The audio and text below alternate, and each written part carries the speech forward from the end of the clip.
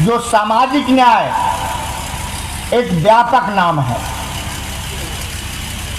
क्योंकि समाज के अंदर जो ऊंच नीच, भेदभाव, धनी गरीब, छुआछूत जो चला आ रहा था, उस चीज को समाप्त करके समरस समाज की स्थापना के लिए हमारे पुरखों ने जो अपनी बलिदान दिया है, अपना ये कोशिश किया है, इसकी जितनी भी प्रशंसा की जाए वो कम है। क्योंकि 1990 से पहले हम लोगों का जो समाज था वो कहीं न कहीं दो वर्ग में बटा हुआ था। एक था शासक वर्ग, वही शोषक था, और दूसरा शोषित वर्ग। आज हम सब लोग जितने यहाँ बैठे हुए हैं वो उस शोषित वर्ग के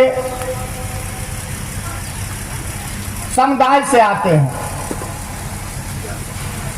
जो सामंती लोग थे, शोषित वर्ग थे, उनकी आबादी मुट्ठी भर थी, लेकिन सारे चीजों पर उनका आधिपत्य था, और हम लोग टुकड़ों टुकड़ों में बटे हुए थे जिनका शोषण हो रहा था। और नतीजा ये था जो हम लोगों पर उनका शासन चलता था और हम लोगों की जिंदगी बद से बदतर थी। एक चीज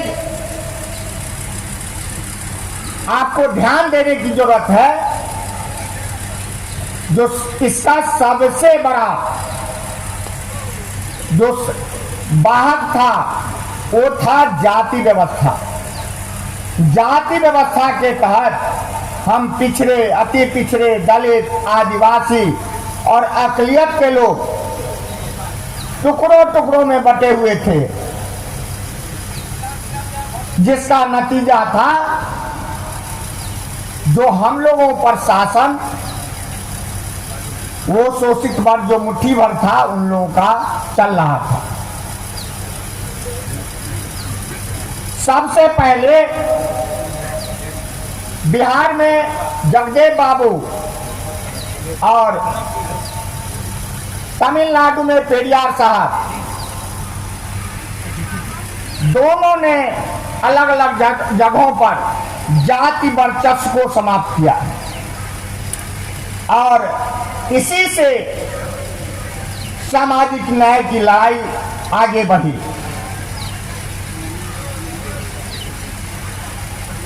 हमारे नेता आदरणीय लालू प्रसाद जी उस सामाजिक न्याय की धारा को आगे लेके चले, और उसी कड़ी में उन्होंने लोग बेजुबानों को जुबान, बेसहाराओं को सहारा, और हम लोगों को सामाजिक आजादी, राजनीतिक आजादी देने का काम किया।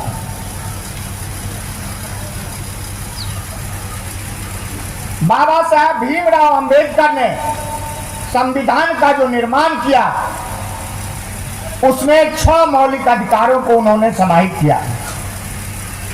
उस 6 मौलिक अधिकार में एक सबसे प्रमुख अधिकार है समानता का अधिकार। समाज के अंदर वो समानता समाप्त हो गई थी। उस समानता को लागू करने के लिए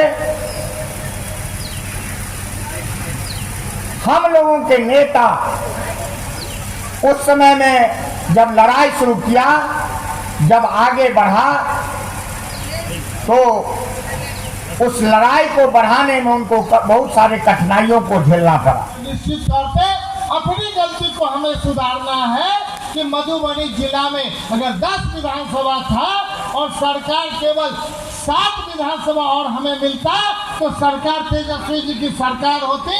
उसके अगली कड़ी में हम लोग जितना ये परिचर्चा हो रहा है तो पूरे 10 का 10 कैसे मधुबनी विधानसभा के झोली में जाए, ये अंतिम सोच यही है। और उसके साथ चौक चौराहे आज से जो अगला कुछ बोलेगा आप चुप रह करके घर चले जाते हैं, लेकिन आपके पास जितना चीज मटेरियल मिला है उस मटेरियल के आधार पे आगे बढ़ सकते हैं। जिस प्रकार आदरणीय तेजस्वी जी मधुबनी आए, कर्पूरी जयंती फुलपरास में किए, वो माइलस्टोन उन्होंने स्टार्ट किया, बिहार के मुख्यमंत्री जी को पुनः मधुबनी झंझाट उड़ाना पड़ा और माननीय प्रधानमंत्री जी को भी मधुबनी आकर के उसी माइलस्टोन पे चलना पड़ा। ये होता है आगे का जो रूपरेखा तैयार कर देते हैं तेजस्वी जी, पीछे पीछे पूरा वो लोग चलता है। और बहुत धन्यवाद, बहुत बहुत धन्यवाद। राष्ट्रीय जनता दल जिंदाबाद, राष्ट्रीय जनता दल जिंदाबाद। भी हो सकता है।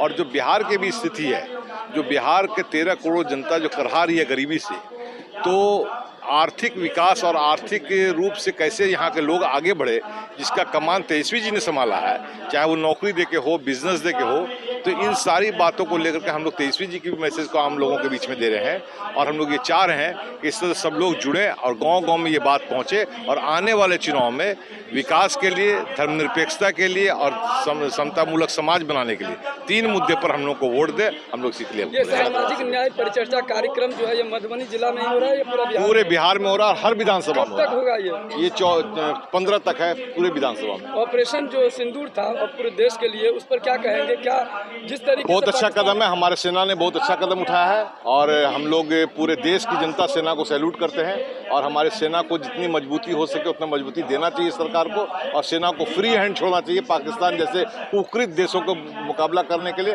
और जो सबक सेना ने पाकिस्तान को सिखाया है, ये 10 साल पहले सिखा देना चाहिए था। और आज हम लोग तो ये इंतजार देख रहे हैं कि मेरी सेना लाहौर में कब चाय पी के आएगी। और जब अगर नौबत आ जाता है पूरे देश में, अगर इस तरह का कि सेना की जरूरत पड़ेगी, तो क्या राजनेता भी निकलेंगे सेना के रूप में? राजनेता तो पहले निकलेंगे भाई। पहले पूछिए कि उन लोगों से जो ठेकेदार बने हुए हैं देश का, भारतीय जनता पार्टी के लोग, वो कहीं निकलेंगे रोड पर।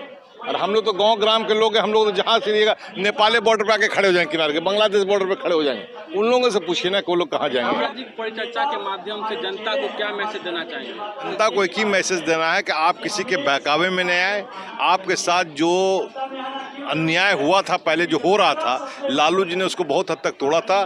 फिर उस अन्याय को ख़त्म करना है और हम लोग को आर्थिक रूप से बिहार को आगे बढ़ाना है और समाज के अंतिम व्यक्ति तक, समाज के अंतिम लोगों तक उस विकास की किरण को पहुँचे, विकास किरण पे, और उसको भी जीने का और अच्छे से आगे बढ़ने का हक मिले।